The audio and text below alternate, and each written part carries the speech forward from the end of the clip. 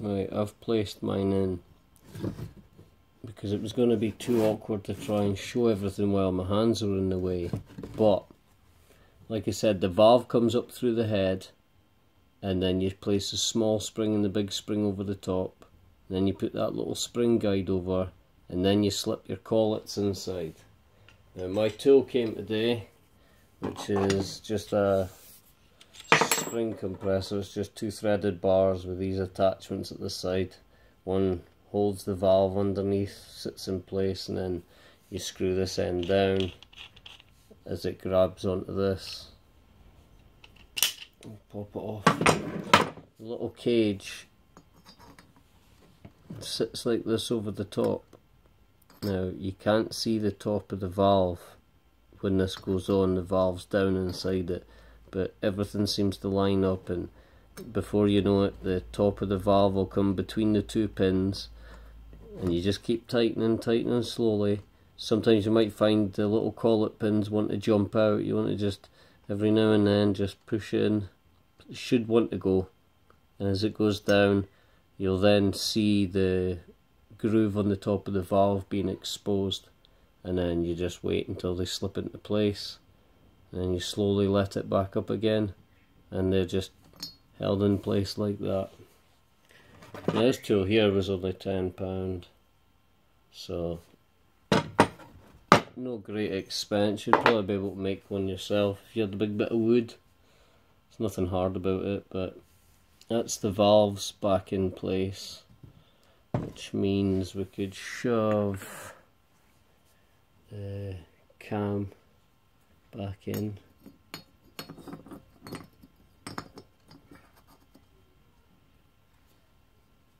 That's the cam in place. Now that's the springs and the cam done. We shall get the tappets and stuff put in. I'll catch you soon. Right, it's time to get to the other parts. So for this bit here, we're going to need our 2 bushings, this little piece, and these 2. They're rocker arms. Now for the cam timing, you just slot. What is it?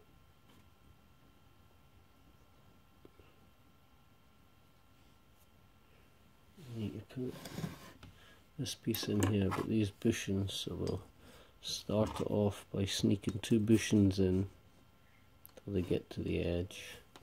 Show you, look, see it popping out?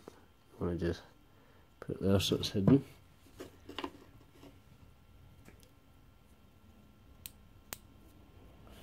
For the cam timing, we put first bushing through. Now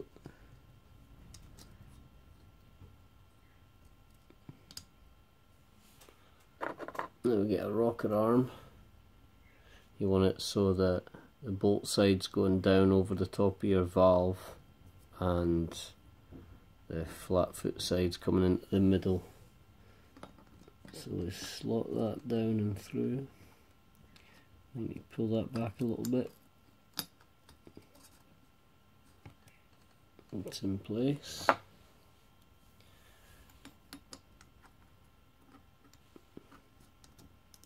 Oh, put that one in back to front. Bolt side over the valve side. This is how you adjust your tappets for tuning your engine. Right, that's them in place. That's it, pretty much rebuilt. That easy.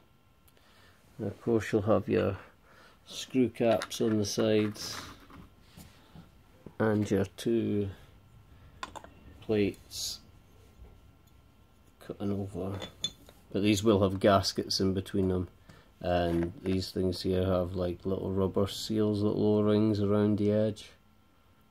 That's what seals them. Yeah, and that's pretty much the head rebuilt. The only hard thing to do next is when it gets attached to the engine, lining up your cam timing.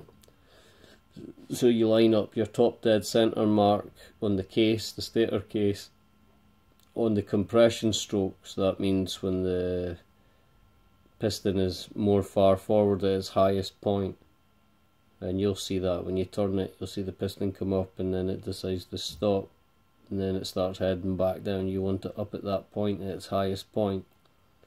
And then in here you've got a little notch in the case up here.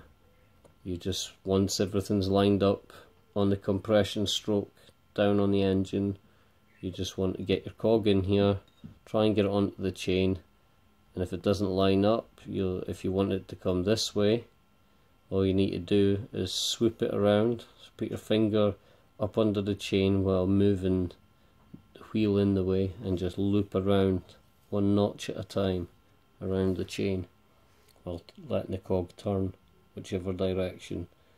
And then when you have it lined up fine and slotted on and the holes lined up, boom, that's your cam timing done. So that's this part for just now. I'll need to get some gaskets out and on, not the top one because, or this one, because this will be the last two. So technically we just need one gasket on just now. I've cut the 2 bolts that fit for this and I'm ready to rock and roll. So we'll see from there, guys. It won't be long now. Right, in this part here we're going to look at how we're going to be tuning the actual valves, which is not very hard. You just unslacken the bolt here. There's a peg in the middle that can turn as well, so they both turn, but you want to back the bolt off a good distance so you've got some free play, and then you want to spin the middle part to get the whole thing undone. Make sure it's good and loose. Now we've got to get feeler gauges. I got the wrong set, so 05 is for the intake side, the side that your carburetor goes in, and the side that your exhaust comes out, that's your outtake. So I should be using a 0.06 for this side, but I'm going to use the 005 and leave it a bit loose, not much. Us guys would know it as a bow hair. So you just want to turn the center pin down until you feel it trap the blade. Right, so that pulled out, but yeah, it was pretty much trapped inside there. It makes it easier as well if you give the end a little bit of a bend.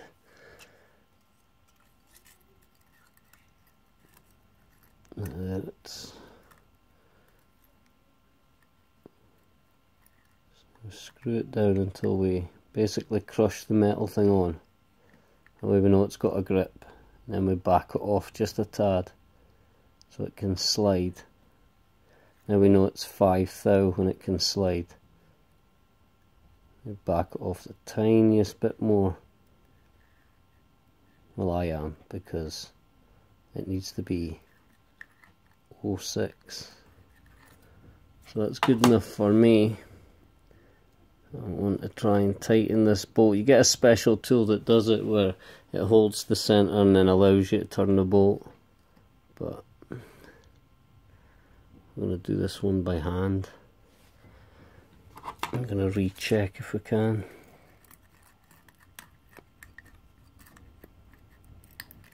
No, I would say that was a bit tight, so we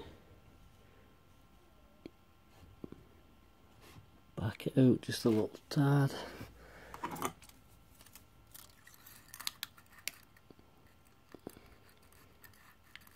Yeah, I'm happy with that. So now we get the socket and we just tighten it down. Now if I had the right feeler gauge to start with, that would have been 10 times easier. But that's it. The other side was the 5 thou, so it was fairly easy. just to get it all timed up, and then we just put the cap on.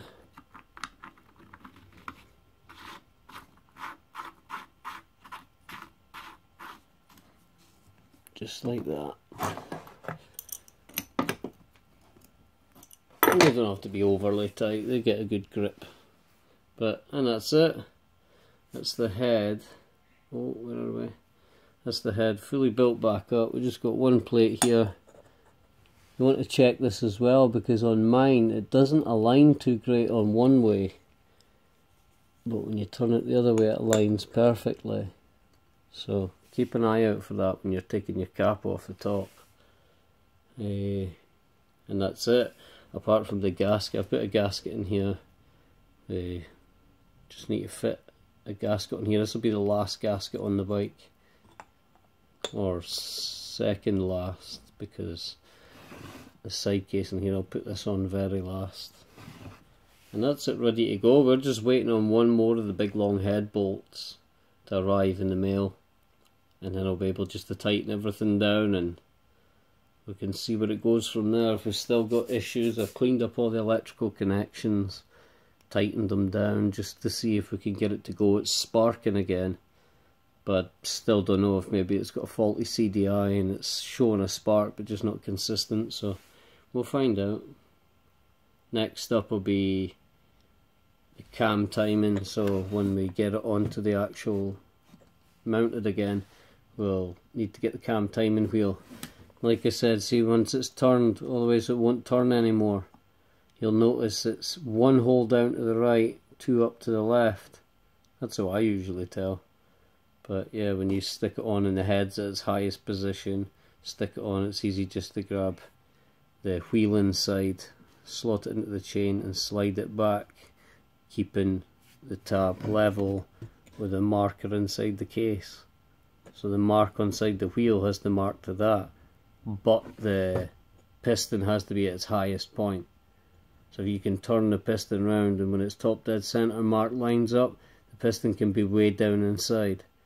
So you turn it again another 360 degrees till the piston's at its highest point, that's top dead center, and only then do you line the round dot on the wheel up with this dot on the inside. Yeah, I always make sure my cams spin round this way to get it lined up, just to let you know. And if you're trying to line up with this and it's just not going to line up, you can go slightly over. It doesn't seem to do too much trouble. So just in case you're messing up, don't allow it to go below, but you can advance it a little bit. Anyway guys, that's for this part. Next part will be the timing. Bye.